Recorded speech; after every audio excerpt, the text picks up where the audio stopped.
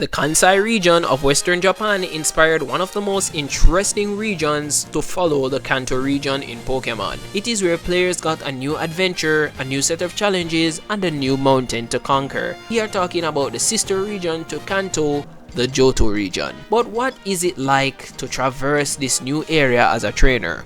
What is the lore of Johto? Firstly, a disclaimer, I will be talking about the events pertaining to the Silver and Gold games, and not so much Heart Gold and Soul Silver, to keep it simple. In October 15, 2000, we had our very first exploration of the Johto region in the games Pokemon Silver and Gold, and Crystal of course. The story follows characters of a small town called Newbark, both characters being Ethan and Chris, who are both 11, and Lyra if you play Heart Gold and Soul Silver, and a later met character, Silver, who is the son of the Earth Gym leader Giovanni, who is also the leader of Team Rocket. Remember him, he'll be here for a bit. The professor of this region is Professor Elm, who the player receives one of 3 starter partner Pokemon from, which are Cyndaquil, Chikorita, and Totodile, with your rivals picking something juxtaposed to yours, whether giving you a type advantage against them or not. Of course, the aim becomes to beat the Pokemon League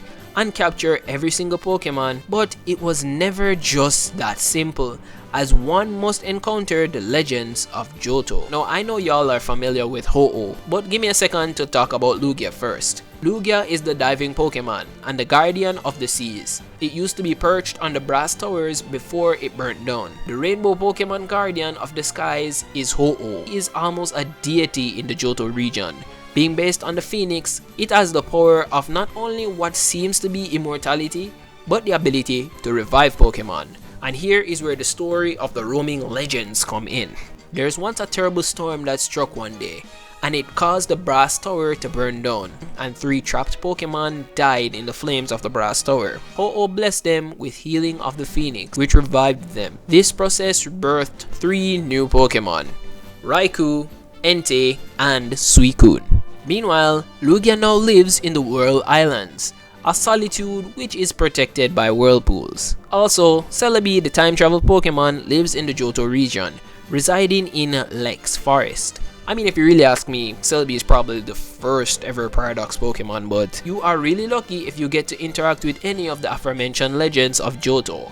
But a more common experience would be participating in the Johto League, claiming your 8 badges before entering the Elite 4. Firstly is Falkner, who is the Flying type gym leader in Violet City. He of course is a Flying type specialist with the signature Pokemon Pidgeotto. If you beat him, you receive the Zephyr badge. Then is trainer Bugsy. You can guess that he is the Bug type specialist who wields his iconic Scyther in battle. Hailing from Azalea Town, he gives you a Hive badge if you beat him. The third gym leader is the devil herself, Whitney.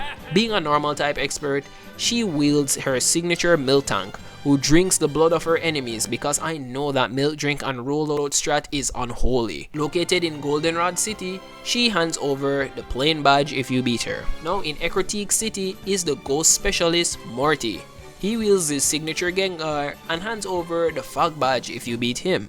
Also, the Brass Tower is here. Next up is Chuck Not So Norris in the city of Cyanwood. He is the fighting type expert and wields a freaking Poliwrath. That's hella dope. And he gives you a Storm badge. Jasmine in Olivine City is the Steel expert. Of course, rocking the Iron Snake Steelix, she gives you the Mineral badge if you beat her. Bryce from Mahogany Town hands over his Swinub, the Glacier badge if you beat him. And Mommy Claire, Claire, is the Blackthorn City gym leader. A master of dragons, she hands over the Rising badge after you beat her. Besides trying to take on the gym challenge of the Johto region, the trainers are also opposed by Team Rocket and the 4 executives of the region, Proton, Petriel, Ariana, and Archer.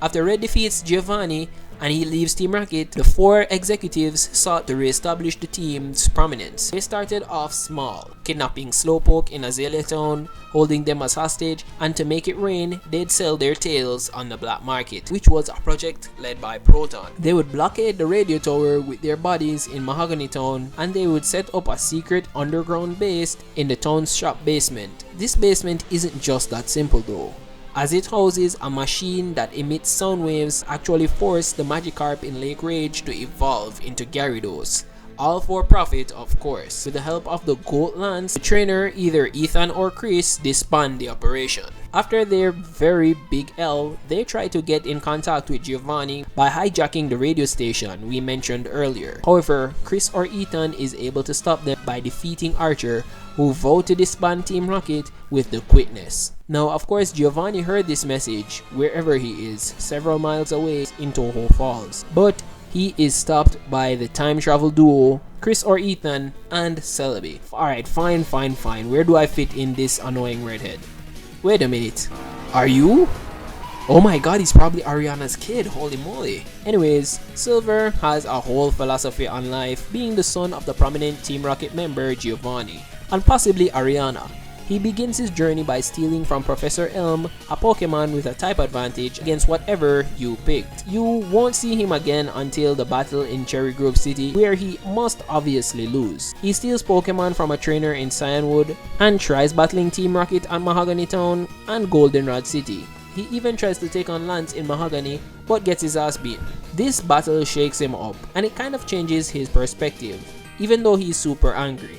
Silver, with a newly developed outlook, kind of outs you as a Team Rocket faker once you're trying to spy on them, and then he helps you take them down. When you finally meet again at Victory Road, his outlook is completely different. He now battles the trainer to prove that he is actually a good trainer, and not out of malice or hatred, and he goes off to train once he loses. But finally, you are here at Victory Road, and the Elite Four await. Firstly is the Master of Foresight, Will, the Psychic type expert, with his signature Pokemon, Xatu, followed by the Poison type expert, Koga. Oh lord, this disgusting creep. He carries his signature Pokemon, Crobat, and he still has a Mach.